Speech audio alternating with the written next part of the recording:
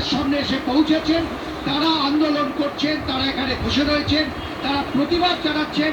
তাদের দাবি যে যতক্ষণ পর্যন্ত না এখান থেকে তালিকা ঘোষণা করা হচ্ছে ততক্ষণ পর্যন্ত কিন্তু তাদের এই আন্দোলন চলবে।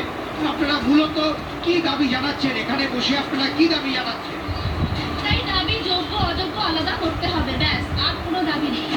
এখানে যোগ্য অযোগ্য আলাদা করতে হবে, করতেই হবে, ব্যাস। আর আমাদের চাকরিকে পুনর্বহাল করতে হবে। আমরা কোনো রকম অন্যায়ের সঙ্গে যুক্ত নই, কোনো রকম টাকা পয়সা দিয়ে চাকরি পাইনি। আমরা যেমনভাবে চাকরি করছিলাম আমরা সেটাই করতে চাই। আমরা কোনো স্বেচ্ছাসেবক হিসাবে কাজ করতে চাই না, আমরা কোনো ভলেন্টারি সার্ভিস দেবো না।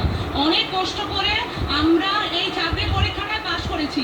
কিভাবে সরকার আমাদের মান্যতা দেবে সেটা কমপ্লিটলি ওনার ডিসিশন। আমরা স্বেচ্ছাশ্রম দেবো না, আমাদেরকে পুনর্বহাল করতে হবে, পূর্ণ মর্যাদায় করতে হবে উইথ স্যালারি। এছাড়া আমরা কিছু শুনছি না। আমাদের সবারই ভ্যালিড ওমার আছে, আমরা সবাই যোগ্য। সরকার বুঝবেন কিভাবে যোগ্যদের উনি বাঁচাবেন। আমরা কোনো স্বেচ্ছাশ্রম দেবো না। এটাই হচ্ছে তাদের দাবি এবং একই সঙ্গে তারা কিন্তু এখানে আন্দোলন চালিয়ে যাচ্ছেন। তারা তাদের দাবি জানাচ্ছেন।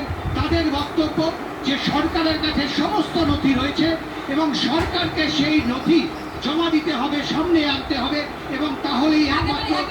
তারা বলছেন তারা কোনো দুর্নীতির সঙ্গে যুক্ত নন, তাদেরকে তাদের চাকরিতে বহাল রাখতে